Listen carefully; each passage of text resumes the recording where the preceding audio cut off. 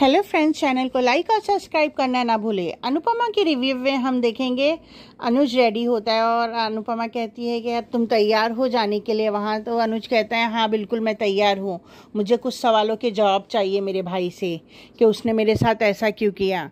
अनुपमा उससे कहती है कि अगर धोखा बिजनेस में दिया जाए तो चल जाता है, लेकिन अगर घर में धोखा दिया जाए तो वो काबिले माफ़ी नहीं होता है।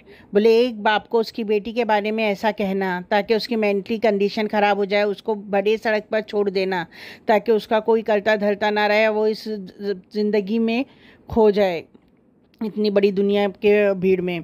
बोले इसका मतलब तुम्हारे साथ सिर्फ और सिर्फ धोखा किया गया है। अनुज कहता है कि मैंने अपने भाई के लिए क्या क्या नहीं किया, उसे सगे भाई से बढ़ के चाहे हाँ सब कुछ उनके कहने पे साइन कर दिया, लेकिन उसने मुझे इतना बड़ा धोखा दिया। खुद मेरी बच्ची जिसको सुनने के बाद मेरी ज़िंदगी ख़त्म हो गई। मुझे लगा जब मेरी ज़िंदगी में तुम और आद्या ही नहीं रहे तो मुझे ये सब चीज़ों का क्या मतलब। बोले मैंने खुद से ही मुझे लगा कि अब मेरी ज़िंदगी जीने का फ़ायदा नहीं है, लेकिन जब मुझे तुम दोनों वापस मिल गए हो तो मैं तुम दोनों को हर वो खुशी देना चाहता हूँ जो तुम डिज़र्व करती हो। मैं नहीं चाहता ये आशा भवन तुम अकेले संभालो, मैं चाहता हूँ मैं मिल के तुम्हें आशा भवन संभालूँ। अनुपमा उसे एक टीका लगाती है, उसके स्लीव्स को सही करती है, बोलती है अब आप जाओ। वो बहुत खुश होता, बोलता मैं जाता हूँ और जीत के आऊँगा और आने के बाद तुम्हारे हाथों की बनी हुई चाय पीऊँगा।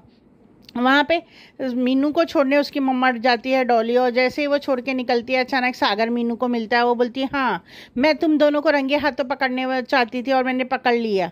उतने में अनुपमा आती है, वो कहती है ये क्या कह रही हो डॉली बहन। बोले बस अनुपमा बस, तुमने मेरे भाई का घर तो तबाह किया ही है। बोले यहाँ पे मुझसे मेरे माँ बाप को छीना, अब मेरी बेटी को छीनना चाहती हो। अनुपमा को कुछ समझ में नहीं आता।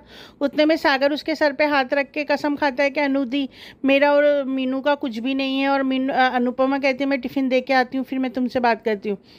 सागर डर जाता है कि मैंने अनुपमा के सर पे हाथ करके झूठी कसम खाई। वो जाके बाला को कहता है, बाला कहता है तुम्हें ऐसा बिल्कुल नहीं करना चाहिए था, तुमको झूठी कसम नहीं खाना चाहिए था।